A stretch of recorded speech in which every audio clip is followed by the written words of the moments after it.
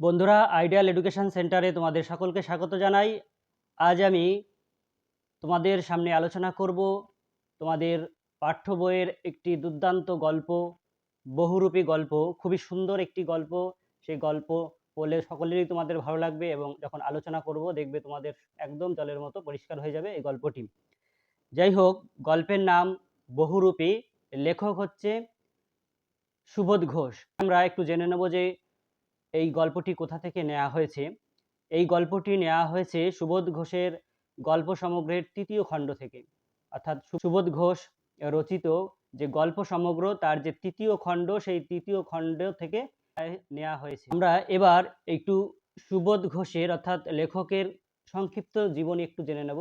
যার পড়ছি তার সম্পর্কে একটু জানা অবশ্যই আমাদের কর্তব্য বা দায়িত্ব। যাই হোক, সুবোধ ঘোষ 1909 খ্রিস্টাব্দে তিনি জন্মগ্রহণ করেন। বর্তমানে যেটা ঝাড়খণ্ড, সেই ঝাড়খণ্ডের হাজারিবাগ জেলায় তিনি জন্মগ্রহণ করেন এবং ছোটবেলা থেকেই তিনি বহু দারিদ্রতা বা কষ্টের মধ্যে দিয়ে বড় হয়েছেন। বেশি দূর পড়াশোনা তিনি করতে পারেননি দারিদ্রতার কারণে। পড়াশোনা ছেড়ে দিয়ে তাকে বিভিন্ন সময়ে বিভিন্ন পেশার সঙ্গে যুক্ত হতে হয়েছে নিজের জীবন ধারণের জন্য, পরিবারের হেল্প করার জন্য তাকে বিভিন্ন পেশা অবলম্বন করতে হয়েছে। কখনো তিনি বাস কন্ডাক্টর হয়েছেন, কখনো তিনি মিউনিসিপ্যালিটির ঝাড়ুদারের কাজ করেছেন, কখনো তিনি টিউশনি করেছেন, কখনো তিনি আফ্রিকায় গিয়ে ঠিকাদারির কাজও করেছেন, আবার কখনো তিনি সার্কাস দলে ক্রাউন বা বিদূষকের কাজও করেছেন। এছাড়া তিনি আনন্দবাজার পত্রিকার এডিটর হিসেবেও কাজ করেছেন।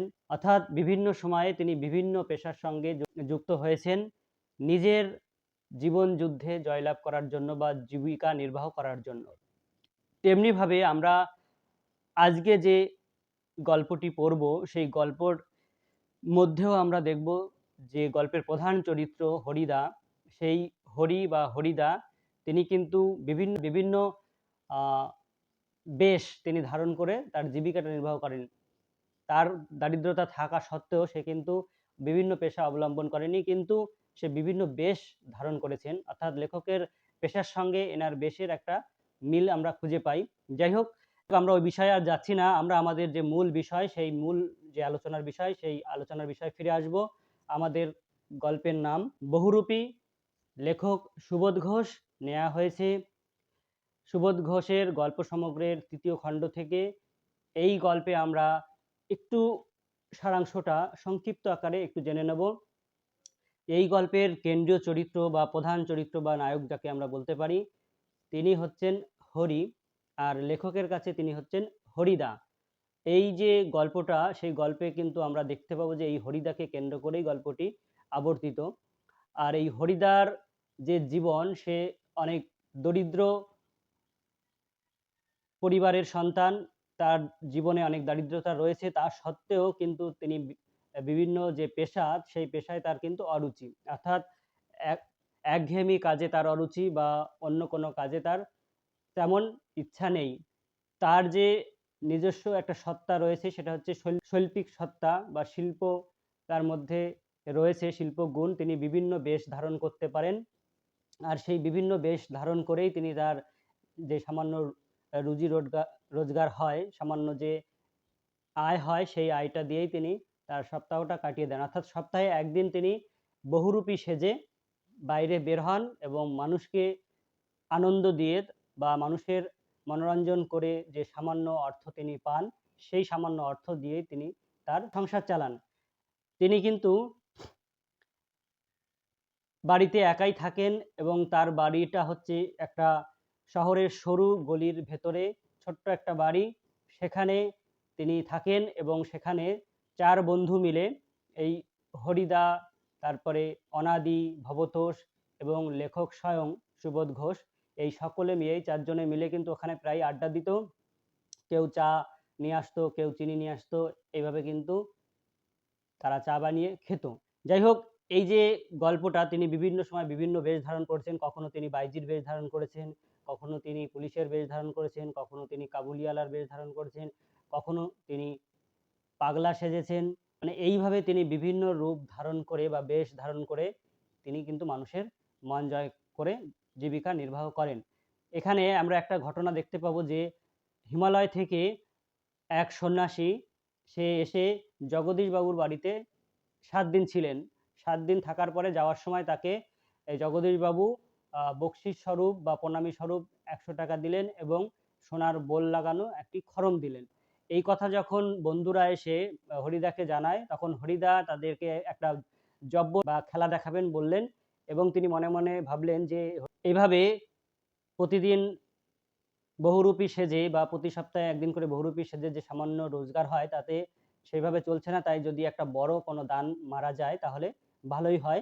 তাই জগদীশবাবুর বাড়িতে যাওয়ার একটা প্ল্যান করলেন এবং সেটা প্রথমে বন্ধুদের জানায়নি, বন্ধুদের বলল এই হরিদের এই জগদীশবাবুর বাড়িতে সন্ধ্যাবেলায় উপস্থিত থাকতে একটা জব্বর খেলা দেখাবেন। যাই হোক, যথারীতি ওই বন্ধুরা ক্লাবের চাঁদা কালেকশন করার জন্য জগদীশবাবুর বাড়িতে যখন সন্ধ্যাবেলা গেল, তখন জগদীশবাবুর বাড়ির দোতলায় তখন দেখা গেল একজন বিরাগী যে সাদা ধুবধুবে পোশাক পরে সিঁড়িতে এসে উপস্থিত। কিন্তু সিঁড়িতে আসার পরেও জগদীশবাবু তাকে আপ্যায়ন করতে সেখানে যাননি বলে তিনি একটু রুষ্ট হন। কিন্তু বিরাগীর যে সত্তা সেটা হচ্ছে বা বৈশিষ্ট্য সেটা হচ্ছে তার মধ্যে কখনো রাগ থাকা উচিত নয়, কিন্তু তিনি কিন্তু কখনো রাগলেন না। যাই হোক, তারপরে জগদীশবাবু তাকে প্রণাম করলেন, তাকে আপ্যায়ন করলেন, বিভিন্ন খাওয়ার অফার দিলেন, কিন্তু তিনি শুধুমাত্র ঠান্ডা জল খাওয়ার জন্য সম্মত জানালেন। তাকে জগদীশবাবু উপহার দিতে চাইলেন, টাকা দিতে চাইলেন, তার বাড়িতে থাকার জন্য বললেন, কিন্তু কোনো কিছুতেই তিনি রাজি হলেন না। কারণ তিনি তার যে শৈল্পিক সত্তা বা বিরাগীর যে গুণ, সেই গুণ বা বৈশিষ্ট্য, সেই বৈশিষ্ট্যগুলো কিন্তু হারাতে চাননি। অর্থাৎ বিরাগী যার প্রতি বিরাগী অর্থাৎ যার কোনো কিছুর প্রতি মায়া মোহ থাকবে না, সেই রূপ যখন তিনি ধারণ করেছেন তাহলে সেই বৈশিষ্ট্যগুলো তার মেনে চলা উচিত, এটা তার মনে হয়েছিল এবং তার জন্য তিনি তাকে যখন ১০১ টাকা দিতে চাইল, সেই ১০১ টাকা কিন্তু তিনি ফেলে রেখে চলে আসলেন। এবং বন্ধুরা ভেবেছিল যে বন্ধুরা কখনোই মনে করতে পারেনি বা ভাবতে পারেনি যে এটাই সেই হরিদা। কিন্তু পরবর্তীকালে তার বাড়িতে এসে দেখলো সেই পাগড়ি, সেই যে সাদা থান, সমস্ত কিছু মানে যে বেশগুলো ধারণ করেছিল, যা যা লেগেছিল সেগুলো তার বাড়িতে দেখে তাদের সন্দেহ কেটে যায় এবং তারা তখন নিশ্চিত হয়ে যায় যে এটাই হরিদা ছিলেন। যাই হোক, এইভাবে আমাদের গল্পটা আবর্তিত হয়। তার মধ্যেও কিছু ছোট ছোট ঘটনা আমরা এই গল্পে দেখতে পাবো। লিচু বাগানের ঘটনা, যেখানে ৪টি ছেলে দয়ালবাবুর লিচু বাগানে লিচু চুরি করতে এসেছিল, সেখানে হরিদা পুলিশ সেজে সেই বাচ্চাদেরকে ধরেছিল বা ছাত্রদের। তারপরে হেডমাস্টার তাকে সেখানে গিয়ে আটানা দিয়ে তাদেরকে ছাড়িয়ে এনেছিল। এই যে ঘটনা, তাছাড়াও বাইজি সেজে সে যখন পাড়া দিয়ে হেঁটে যাচ্ছিল তখন সকলে তার দিকে তাকিয়ে থাকে এবং তাকে সেদিন তার সবথেকে বেশি রোজগার হয়েছিল ৮ টাকা ১০ আনা, যে সবথেকে বেশি রোজগার সেটা তার সেদিন হয়েছিল।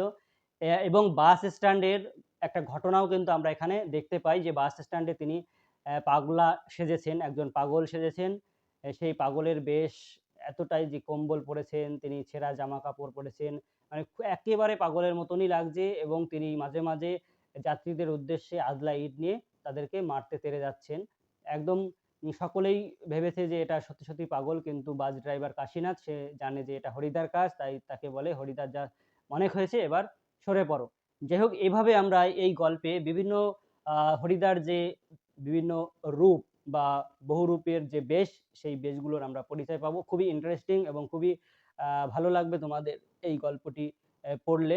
যাই হোক, আমি এবার আর কথা না বাড়িয়ে আমার এই গল্পের যে মূল বিষয়, লাইন ধরে ধরে পুঙ্খানুপুঙ্খভাবে সহজ সরল ভাষায় তোমাদেরকে আমি ব্যাখ্যা করব শব্দার্থ সহ, এবং এখান থেকে কি কি গুরুত্বপূর্ণ প্রশ্ন তোমাদের পরীক্ষায় আসতে পারে, বিভিন্ন ইউনিট টেস্ট পরীক্ষায় এবং মাধ্যমিক পরীক্ষায় যে কি কি প্রশ্ন তোমাদের জন্য খুবই ইম্পর্টেন্ট এবছরের জন্য, সেগুলো কিন্তু আমি তোমাদেরকে জানিয়ে দেবো। তোমরা পারলে সেগুলো খাতায় নোট ডাউন করে নিতে পারো বা স্ক্রিনশট করে নিতে পারো, এবং গল্পটি যদি তোমরা মন দিয়ে শোনো তাহলে তোমাদের এই গল্প নিয়ে আর দুবার ভাবতে হবে না। একবার থেকে দুবার এই গল্পটি যদি তোমরা এই ভিডিওটি শোনো তাহলেই কিন্তু তোমাদের একেবারে জলের মতন এই গল্পটা পরিষ্কার হয়ে যাবে এবং যেখান থেকেই প্রশ্ন তুলে দিক না কেন সেখান থেকেই তোমরা যথাযথ উত্তর দিয়ে আসতে পারবে এবং পূর্ণ নাম্বার পাবে, একদম সম্পূর্ণ নাম্বার। 5 থাকলে 5-এ 5, 3-এর প্রশ্ন দিলে 3ই পাবে। যাই হোক বন্ধুরা, এবার আমি এই গল্পটি লাইন ধরে ধরে ব্যাখ্যা করছি, তোমরা একটু ধৈর্য ধরে মনোযোগ সহকারে গল্পটি শোনো। আমি গ্যারান্টি দিয়ে বলছি তোমাদের এই গল্পটি এখানেই মুখস্থ হয়ে যাবে। শুরু করছি লাইন ধরে ধরে বহুরূপী গল্পের সম্পূর্ণ ব্যাখ্যা। বহুরূপী গল্পের লেখক সুবোধ ঘোষ। হরিদার কাছে আমরাই গল্প করে বললাম, শুনেছেন হরিদা কি কাণ্ড হয়েছে? উনানের মুখে ফু দিয়ে আর কয়েক ধোঁয়া উড়িয়ে নিয়ে হরিদা এইবার আমাদের কথার জবাব দিলেন, না কিছুই শুনিনি। এখানে আমরাই গল্প করে বললাম বলতে হরিদাকে নিয়ে যে 4 জন তারা বন্ধু, সেই তাদের কথাই বলা হয়েছে। অর্থাৎ আমরা বলতে এখানে অনাদি, ভবতোষ এবং লেখক স্বয়ং, এনাদের কথা বলা হয়েছে। উনানের ফু দিয়ে আর কয়েক ধোঁয়া উড়িয়ে নিয়ে হরিদা এইবার আমাদের কথার জবাব দিলেন, না কিছুই শুনিনি। অর্থাৎ তিনি কিছু জানেন না। জগদীশবাবু যে কি কাণ্ড করেছেন শোনেননি হরিদা? হরিদা, না রে ভাই, বড় মানুষের কাণ্ডের খবর আমি কেমন করে শুনব, আমাকে বলবেই বা কে? অর্থাৎ হরিদা দরিদ্র মানুষ, তাই তাকে কে, এই বড় মানুষ অর্থাৎ জগদীশবাবু খুবই বড় লোক, তার কথা কে বলবে আর তিনি কেমনভাবেই বা জানবেন, এ কথা তিনি বন্ধুদের জানালেন। আমাকে বলবেই বা কে? 7 দিন হলো এক সন্ন্যাসী এসে জগদীশবাবুর বাড়িতে ছিলেন। খুব উঁচু দরের সন্ন্যাসী, হিমালয়ের গুহাতে থাকেন, সারা বছরে শুধু একটি হরিতকি খান, এছাড়া আর কিছুই খান না। এখান থেকে কিন্তু তোমাদের প্রশ্ন আসবে যে 7 দিন ধরে জগদীশবাবুর বাড়িতে কে ছিলেন, তিনি কোথায় থাকতেন, তার বর্ণনা দাও, তিনি সারা বছর কি খেতেন। এখান থেকে বিভিন্ন রকম শর্ট কোশ্চেন, অথবা 7 দিন ধরে জগদীশবাবুর বাড়িতে যে ছিলেন তার বর্ণনা দাও বা তার সংক্ষিপ্ত পরিচয় দাও। যাই হোক, এছাড়া আর কিছুই খান না। সন্ন্যাসীর বয়সও 1000 বছরের বেশি বলে অনেকেই মনে করেন। হরিদা এবার বলছে, সন্ন্যাসী কি এখনো আছেন? বন্ধুরা জবাব দিচ্ছে, না, চলে গিয়েছেন। আক্ষেপ করেন হরিদা, থাকলে একবার গিয়ে পায়ের ধুলো নিতাম। একটু আক্ষেপ করে বলেন যে যদি থাকতো তাহলে গিয়ে তার পায়ের ধুলো নিতাম, যেহেতু একটা উঁচু দরের সন্ন্যাসী তাই তিনি কথা বললেন। না, পেতেন না হরিদা, সে ভয়ানক দুর্লভ জিনিস। অর্থাৎ বন্ধুরা তাকে জানাচ্ছে, না কিন্তু আপনি তার যে পায়ের ধুলো নেওয়ার কথা বলছেন সেটা কিন্তু আপনি পেতেন না, সেটা খুবই ভয়ানক দুর্লভ জিনিস। তাহলে এখান থেকেও প্রশ্ন আসতে পারে যে সে ভয়ানক দুর্লভ জিনিস, ভয়ানক দুর্লভ জিনিসটা কি এবং কেন হরিদা সেটা পেতেন না? শুধু ওই একা জগদীশবাবু ছাড়া আর কাউকে পায়ের ধুলো নিতে দেননি সন্ন্যাসী। অর্থাৎ সন্ন্যাসী কাউকে তেমন পায়ের ধুলো নিতে দেন না, একমাত্র জগদীশবাবু একটু ছলে তার থেকে এই পায়ের ধুলোটা আদায় করে নিয়েছিলেন। সেটা কিভাবে আমরা একটু এখন জেনে নেব। হরিদা বলছে, কেন? জগদীশবাবু একজোড়া কাঠের খড়মে সোনার বোল লাগিয়ে সন্ন্যাসীর পায়ের কাছে ধরলেন। তখন বাধ্য হয়ে সন্ন্যাসী পা এগিয়ে দিলেন, নতুন খড়ম পড়লেন, আর সেই ফাঁকে জগদীশবাবু পায়ের ধুলো নিয়েছিলেন। তাহলে কিভাবে জগদীশবাবু সন্ন্যাসীর পায়ের ধুলো নিয়েছিলেন সেটা কিন্তু প্রশ্নে আসতে পারে, তাই তোমরা এটা ভালো করে মনে রেখো। হরিদা বলছে, বাহ, এ তো বেশ মজার ব্যাপার। হ্যাঁ, তাছাড়া সন্ন্যাসীকে বিদায় দেবার সময় জগদীশবাবু 100 টাকার একটা নোট জোর করে সন্ন্যাসীর ঝোলার ভেতরে ফেলে দিলেন। সন্ন্যাসী হাসলেন আর চলে গেলেন। গল্প শুনে খুব গম্ভীর হয়ে গেলেন হরিদা, অনেকক্ষণ চুপ করে রইলেন। আমরা কি বলছি বা না বলছি সেদিকে হরিদার যেন কান নেই। হরিদার উনানের আগুন তখন বেশ গনগনে হয়ে জ্বলছে। আমাদের চায়ের জন্য 1 হাঁড়ি ফুটান্ত জল নামিয়ে দিয়েই হরিদা তার ভাতের হাঁড়িটাকে উনানে চড়ালেন। শহরের সবচেয়ে সরু এই গলিটার ভিতরে এই ছোট্ট ঘরটাই হরিদার জীবনের ঘর। এখান থেকে প্রশ্ন আসতে পারে যে হরিদা কোথায় থাকেন। শহরের সবচেয়ে সরু এই গলিটার ভেতরে একটা ছোট্ট ঘর, সেখানেই হরিদা থাকেন। আর আমাদের চারজনের সকাল সন্ধ্যার আড্ডার ঘর। আমাদের এই চারজন বলতে অনাদি ভবতোষ এবং লেখক সুবোধ ঘোষ এবং স্বয়ং হরিদা। চা চিনি আর দুধ আমরাই নিয়ে আসি, অর্থাৎ চা চিনি আর দুধ এই বন্ধুরাই নিয়ে আসে, কারণ হরিদার তেমন সামর্থ্য নেই যে প্রত্যেক দিন চা চিনি দুধ তাদের জন্য যোগান দেবে। হরিদা শুধু তার উনানের আগুনের আঁচে জল ফুটিয়ে দেন। খুবই গরিব মানুষ হরিদা, কিন্তু কাজ করতে হরিদার প্রাণের মধ্যেই যেন একটা বাধা আছে। খুবই গরিব, কিন্তু তার কাজ করতে কোনো ইচ্ছা হয় না, অর্থাৎ মনের প্রাণের থেকে একটা যেন কেন বাধা আসে, অর্থাৎ তিনি কাজ করেন না। ইচ্ছে করলে কোনো অফিসের কাজ কিংবা কোনো দোকানের বিক্রিওয়ালার কাজ পেয়ে যেতে পারেন হরিদা, কিন্তু ওই ধরনের কাজ হরিদার জীবনের পছন্দই নয়। অর্থাৎ এই ধরনের কাজ, অর্থাৎ বিক্রিওয়ালা বা অফিসের কাজ, এগুলো তার পছন্দ নয়। একেবারে ঘড়ির কাঁটার সামনে সময় বেঁধে দিয়ে আর নিয়ম করে নিয়ে রোজই একটা চাকরির কাজ করে যাওয়া হরিদার পক্ষে সম্ভব নয়। এখান থেকে প্রশ্ন আসবে, হরিদার পক্ষে সম্ভব নয় কোন জিনিসটি এবং কেন? তার একঘেয়েমি কাজ পছন্দ নয়, তাই তিনি কোনো সরকারি কাজ বা চাকরি করেননি। হরিদার উনানের হাঁড়িতে অনেক সময় শুধু জল ফোটে, ভাত ফোটে না।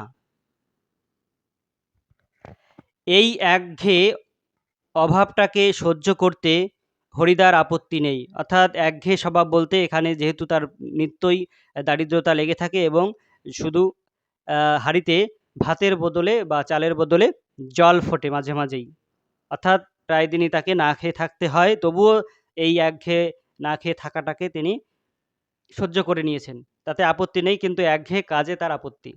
কিন্তু একঘেয়ে কাজ করতে ভয়ানক আপত্তি। হরিদার জীবনে সত্যিই একটা নাটকীয় বৈচিত্র্য আছে, আর সেটাই যে হরিদার জীবনের পেশা। এখান থেকে প্রশ্ন আসবে যে হরিদার জীবনে সত্যিই একটা নাটকীয় বৈচিত্র্য আছে, সেই নাটকীয় বৈচিত্র্য কি, তার বর্ণনা দাও। অর্থাৎ তিনি যে বিভিন্ন রকম বহুরূপী সাজেন, তার বর্ণনা আমাদের এখানে দিতে হবে। হরিদা মাঝে মাঝে বহুরূপী সেজে যেটুকু রোজগার করেন, তাতেই তার ভাতের হাঁড়ির দাবি মিটিয়ে নিতে চেষ্টা করেন। অর্থাৎ মাঝে মাঝে তিনি বহুরূপী সেজে যেটুক রোজগার করেন, সেটুক দিয়েই তার যে মানে হাঁড়িতে যে হাঁড়ির ভাত, সেই ভাতের জোগান করার চেষ্টা করেন। সব দিন হয়তো হয়ে ওঠে না, তাই মাঝে মাঝে তার বাড়ির উনানে ভাতের বদলে শুধু জল ফোটে। মাঝে মাঝে সত্যিই উপোস করেন হরিদা। তারপর একদিন হঠাৎ আবার এক সকালে কিংবা সন্ধ্যায় বিচিত্র ছদ্মবেশে অপরূপ হয়ে পথে বের হয়ে পড়েন। কেউ চিনতে পারে না, যারা চিনতে পারে 1 আনা 2 আনা বকশিশ দেয়। যারা চিনতে পারে না তারা হয় কিছুই দেয় না, কিংবা বিরক্ত হয়ে 2-1 পয়সা দিয়ে দেয়। একদিন চকের বাস স্ট্যান্ডের কাছে ঠিক দুপুরবেলাতে একটা আতঙ্কের হল্লা বেজে উঠেছিল।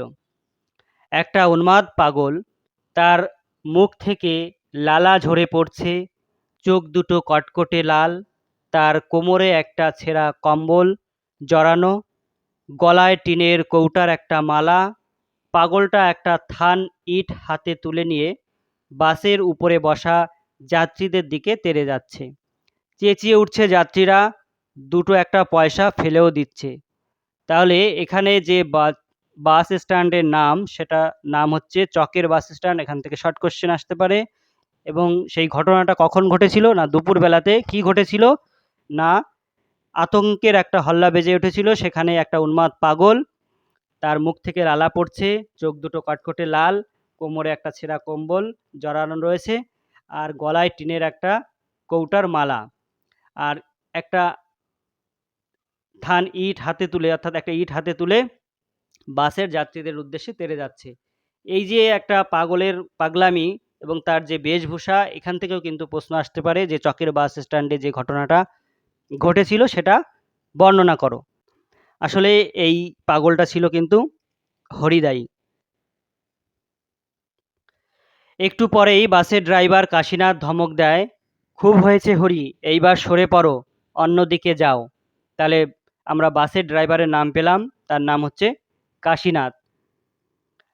আহ, ওটা কি একটা বহুরূপী? বাসের যাত্রীরা কেউ হাসে, কেউ বা বেশ বিরক্ত হয়, কেউ আবার বেশ বিস্মিত অর্থাৎ অবাক হয়ে যায়।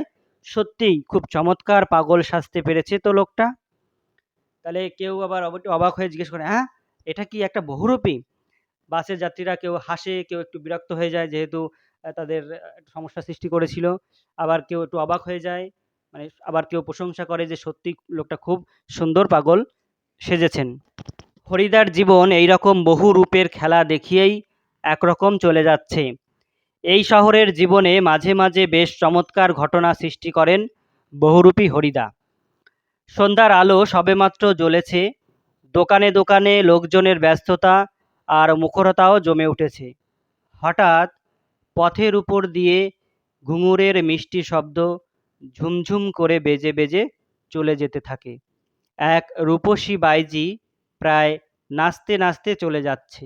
শহরে যারা নতুন এসেছে তারা দুই চোখ বড় করে তাকিয়ে থাকে, কিন্তু দোকানদার হেসে ফেলে হরির কাণ্ড।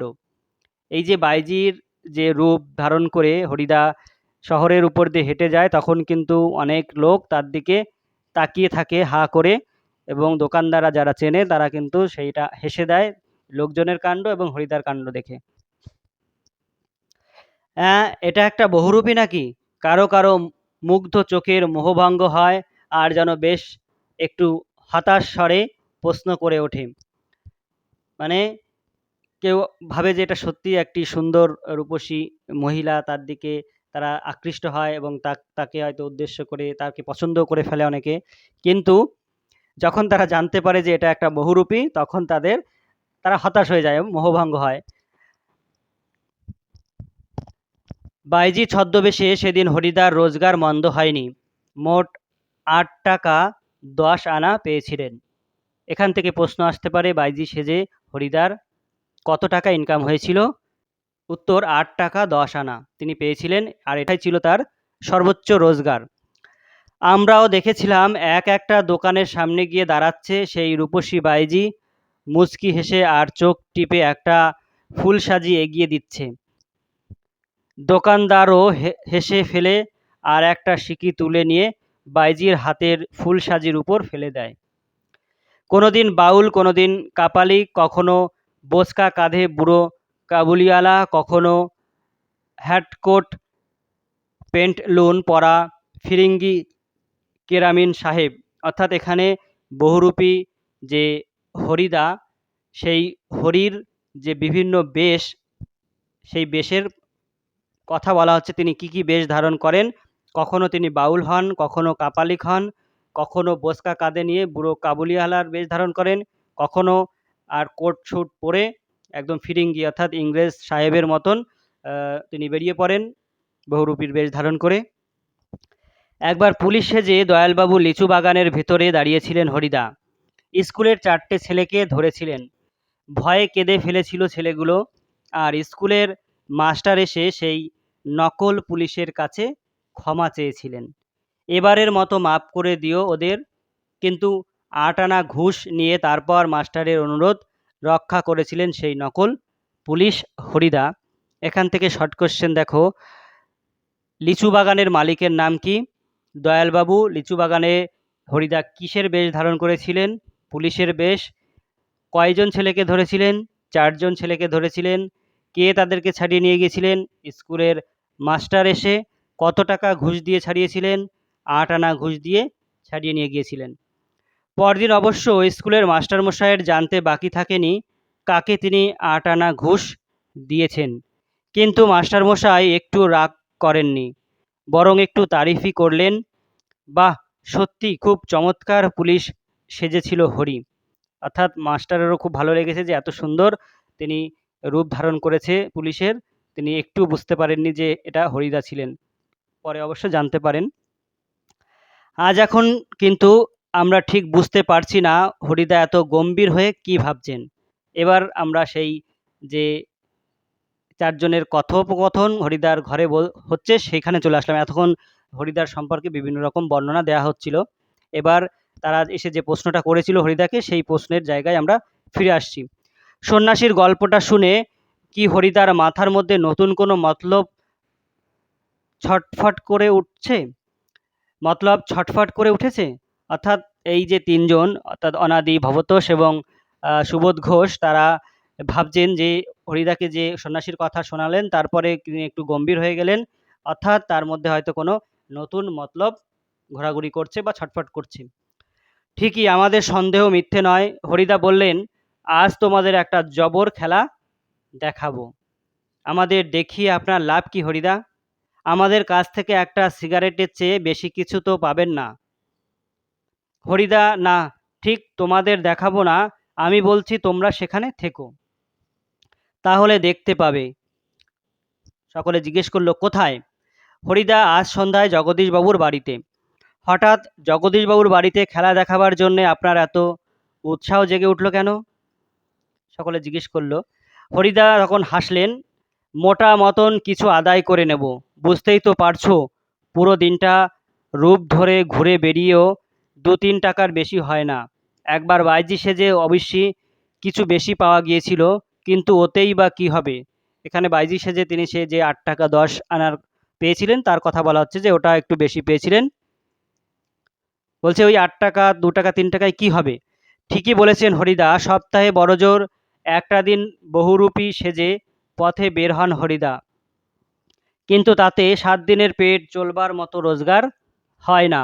অর্থাৎ হরিদা মাত্র সপ্তাহে একদিনই পথে বের হন বহুরূপ ধারণ করে, এবং যা ইনকাম হয় তাতে সারা সপ্তাহটা কিন্তু তার চলে না, তার জন্য মাঝে মাঝে তার উপোস করতে হয়।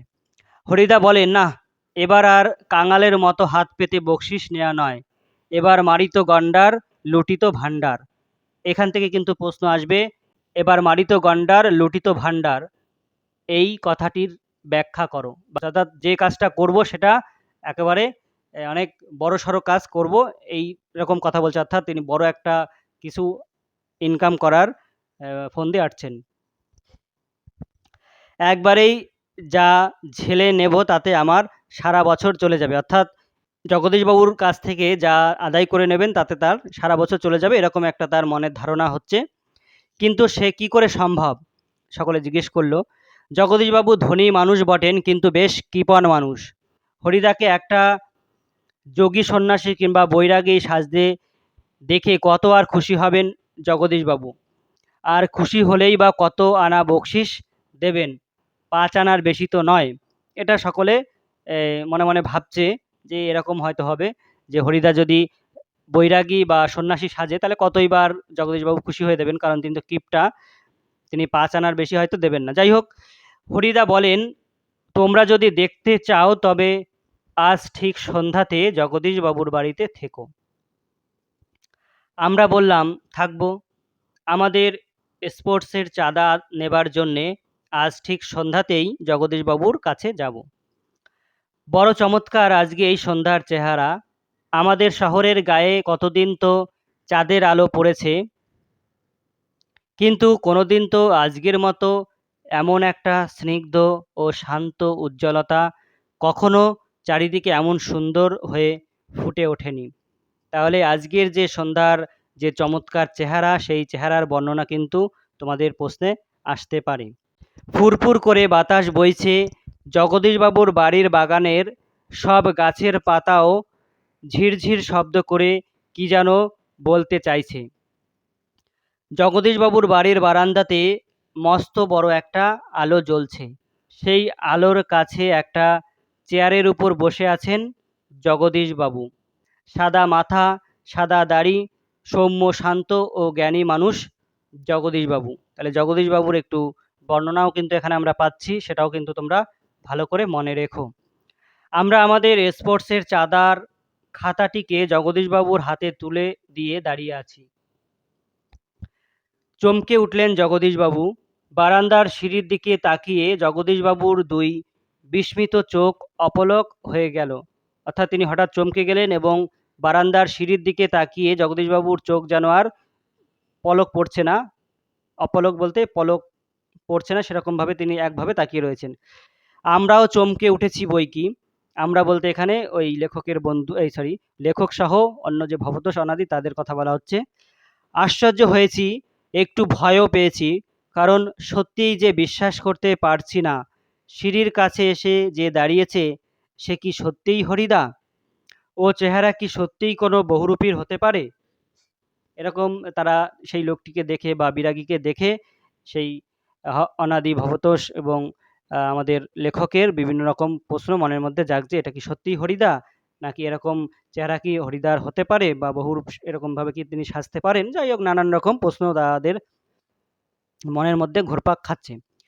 জটাজুটধারী কোনো সন্ন্যাসী নয়, হাতে কমণ্ডলু নেই, চিমটে নেই, মৃগচর্মের আসনও সঙ্গে নেই, গৈরিক সাজও নেই, আদুর গা, তার উপর একটি ধবধবে সাদা উত্তরীয়। আদুর গা বলতে খালি গায়ের কথা বলা হয়েছে। পরনে ছোট বহরের একটি সাদা থান।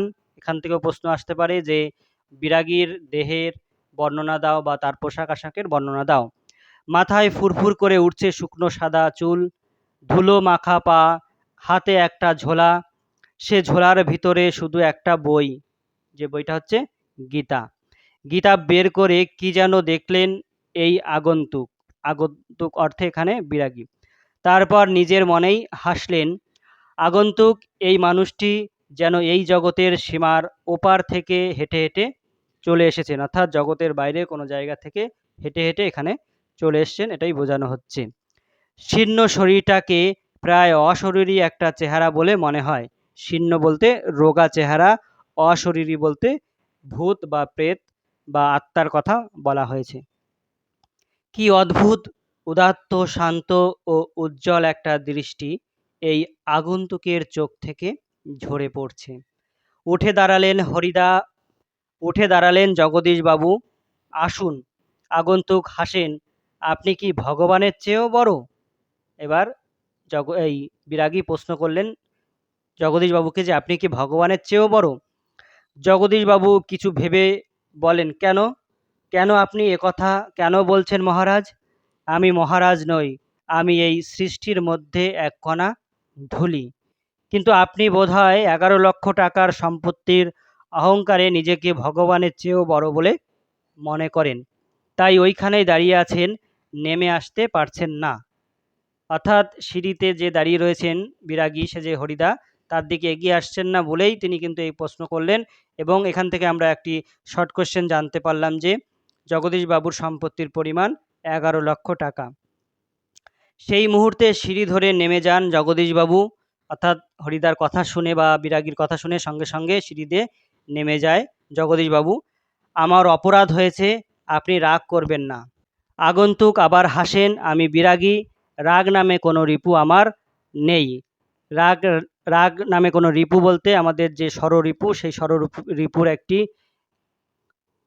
হচ্ছে এই রাগ, অর্থাৎ রাগ বিরাগীদের থাকতে নেই, একথা বোঝানো হচ্ছে। কাম, ক্রোধ, মোহ, এইগুলো হচ্ছে আমাদের যে রিপু, তার মধ্যে একটা হচ্ছে রাগ। ছিল একদিন, সেটা পূর্বজন্মের কথা। ছিল একদিন, সেটা পূর্বজন্মের কথা। এখান থেকে প্রশ্ন আসতে পারে ছিল একদিন, কি ছিল? সেটা হচ্ছে রাগ। জগদীশবাবু বলুন, এখন আপনাকে কিভাবে সেবা করব? বিরাগী বললেন, ঠান্ডা জল চাই, আর কিছু চাই না। ঠান্ডা জল খেয়ে নিয়ে হাঁপ ছাড়েন বিরাগী। এদিকে ভবতোষ আমার কানের কাছে ফিসফিস করে, না না, হরিদা নয়, হতেই পারে না, অসম্ভব। হরিদার গলার স্বর এরকমেরই নয়। ভবতোষ লেখকের কানে কানে গিয়ে বলছে এটা কখনোই হরিদা হতে পারে না, তার গলার আওয়াজ এরকম নয়। বিরাগী বলেন, পরম সুখ কাকে বলে জানেন? সব সুখের বন্ধন থেকে মুক্ত হয়ে যাওয়া।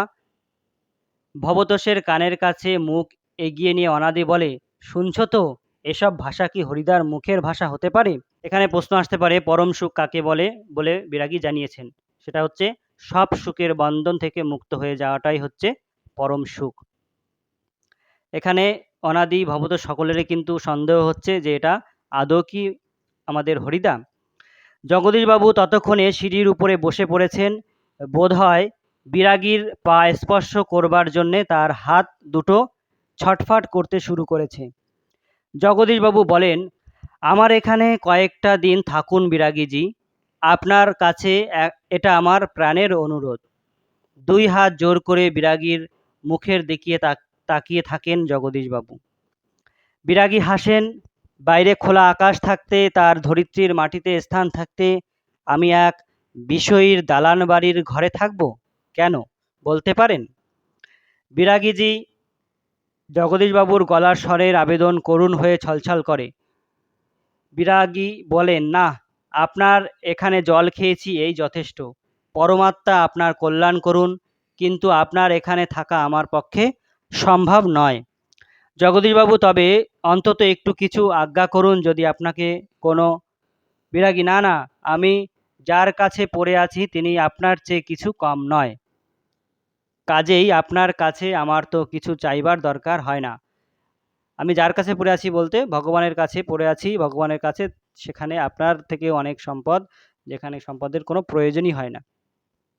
জগদীশবাবু বলছেন, তবে কিছু উপদেশ শুনিয়ে যান বিরাগীজি, নইলে আমি শান্তি পাবো না। বিরাগী বলছে, ধন জন যৌবন কিছুই নয় জগদীশবাবু, ওসব হলো সুন্দর সুন্দর এক একটি বঞ্চনা। মন প্রাণের সব আকাঙ্ক্ষা নিয়ে শুধু সেই একজনের আপন হতে চেষ্টা করুন, যাকে পেলে এই সৃষ্টির সব ঐশ্বর্য পাওয়া হয়ে যায়।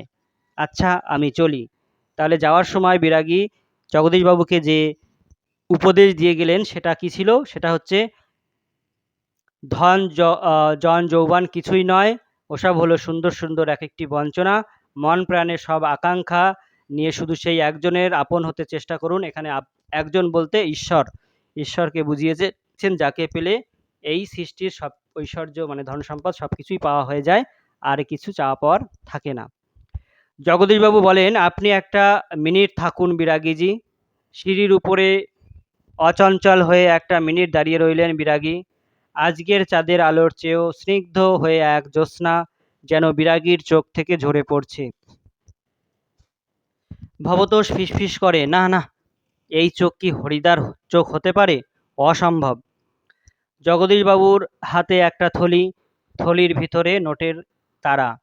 বিরাগীর পায়ের কাছে থলিটাকে রেখে দিয়ে ব্যাকুল স্বরে প্রার্থনা করেন, জগদীশবাবু, এই প্রণামী, এই সামান্য 101 টাকা গ্রহণ করে আমাকে শান্তি দান করুন বিরাগীজি। আপনার তীর্থ ভ্রমণের জন্য এই টাকা আমি দিলাম।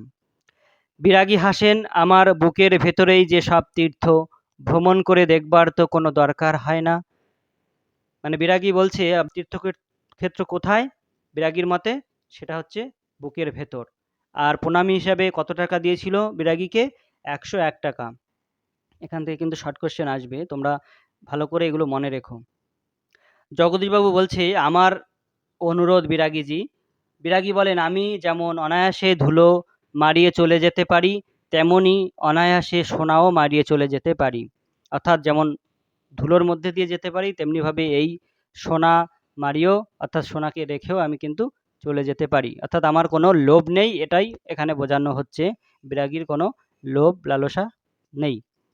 বলতে বলতে সিঁড়ি থেকে নেমে গেলেন বিরাগী। 101 টাকার থলিটা সিঁড়ির উপরেই পড়ে রইল। সেদিকে ভুলেও একবার তাকালেন না বিরাগী। কি করছেন হরিদা, কি হলো? কই, আজ যে বলেছিলেন জবর খেলা দেখাবেন, সে কথা কি ভুলেই গেলেন? আজকের সন্ধ্যাটা ঘরে বসেই কাটিয়ে দিলেন কেন? এখন কিন্তু ওই যে বন্ধুরা তারা নানান রকম প্রশ্ন করছে, কোথায় হরিদা গেল, দেখতে পেলাম না, আজকে একটা জবর খেলা দেখানোর কথা ছিল, সেটাও তিনি দেখালেন না, সারা সন্ধ্যাটা কি ঘরের মধ্যে কাটিয়ে দিলেন? বলতে বলতে আমরা সবাই হরিদার ঘরের ভিতরে ঢুকলাম। অর্থাৎ এগুলো বলতে বলতে তারা ঘরের দিকে আসছে। হরিদার উনানের আগুন তখন বেশ গনগনে হয়ে জ্বলছে। উনানের উপর হাঁড়িতে চাল ফুটছে, আর একটা বিড়ি ধরিয়ে নিয়ে হরিদা চুপ করে বসে আছেন। আমাদের দেখতে পেয়েই হাসলেন। কি আশ্চর্য, চমকে ওঠে ভবতোষ। হরিদা, আপনি তাহলে সত্যিই বের হয়েছিলেন? আপনিই বিরাগী? হরিদা হাসেন, হ্যাঁ রে ভাই, ওই তো সেই সাদা উত্তরীয়টা পড়ে রয়েছে মাদুরের উপর, আর সেই ঝোলাটা, আর সেই গীতা। অনাদি বলে, এটা কি কাণ্ড করলেন হরিদা? জগদীশবাবু তো অত টাকা সাধলেন, একেবারে খাঁটি সন্ন্যাসীর মতো সব তুচ্ছ করে সরে পড়লেন। হরিদা, কি করব বল, ইচ্ছেই হলো না। শত হোক ভবতোষ। কি? হরিদা, শত হোক একজন বিরাগী সন্ন্যাসী হয়ে টাকা ফাঁকা কি করে স্পর্শ করি বল? তাতে যে আমার ঢং নষ্ট হয়ে যায়, তাতে যে আমার ঢং নষ্ট হয়ে যায়। অর্থাৎ বিরাগীর যে ঢং বা চরিত্র, সেই চরিত্রের যে দৃঢ়তা সেটা হচ্ছে তার মধ্যে লোভ লালসা এগুলো থাকবে না, অর্থাৎ মোহ মায়া থাকবে না। আর সেইটাই কিন্তু হরিদা মন প্রাণ দিয়ে সেই যখন বহুরূপীটা সেজেছেন, বিরাগীর বেশ ধারণ করেছেন, সেটা একদম মন প্রাণ থেকে পালন করেছেন। তাই তিনি চাননি যে এই ঢংটা নষ্ট হয়ে যাক। কি অদ্ভুত কথা বললেন হরিদা! হরিদার একথার সঙ্গে তর্ক চলে না, আর বুঝতে অসুবিধে নেই। হরিদার জীবনের ভাতের হাঁড়ি মাঝে মাঝে শুধু জল ফুটিয়েই সারা হবে। অর্থাৎ সবাই বুঝে গেল যে এইভাবে যদি টাকা তিনি রেখে চলে আসেন তাহলে তাকে এভাবে জল ফুটিয়েই কাটিয়ে দিতে হবে না খেয়ে থেকে। অদিষ্ট কখনো হরিদার এই ভুল ক্ষমা করবে না। এখান থেকে প্রশ্ন আসে কিন্তু, অদিষ্ট কখনো হরিদার এই ভুল ক্ষমা করবে না, এই কথাটি কে বলেছে, কেন বলেছে, এটি ব্যাখ্যা করো।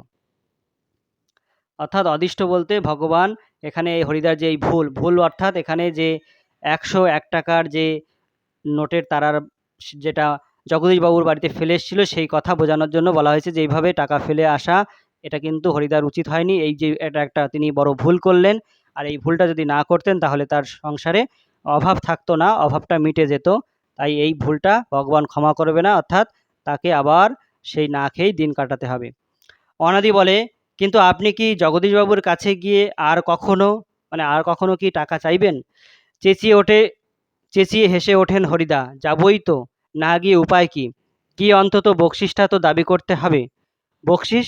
চেঁচিয়ে ওঠে ভবতোষ, সেটা তো বড়জোর ৮ আনা কিংবা ১০ আনা। হরিদা বিড়ি মুখে দিয়ে লজ্জিতভাবে হাসেন। কি আর করা যাবে বল, খাঁটি মানুষ তো নয়, এই বহুরূপীর জীবনের বেশি কি আশা করতে পারে। অর্থাৎ এই যে বহুরূপী সেজে যে সামান্য ইনকাম হয়, লোকে যেটা দেয় সেটার থেকে বেশি আশা তিনি করেন না। যাই হোক, এই ছিল আমাদের আলোচ্য সুন্দর যে গল্প, সেই গল্পটি আমরা এখানে শেষ করলাম। এখান থেকে যে গুরুত্বপূর্ণ প্রশ্নগুলো তোমাদের পরীক্ষায় আসতে পারে সেগুলি হচ্ছে, হরিদার জীবনের যে বৈচিত্র্য সেই বৈচিত্র্য ব্যাখ্যা করো। হরিদার চারিত্রিক যে বৈশিষ্ট্য সেই বৈশিষ্ট্য বর্ণনা করো।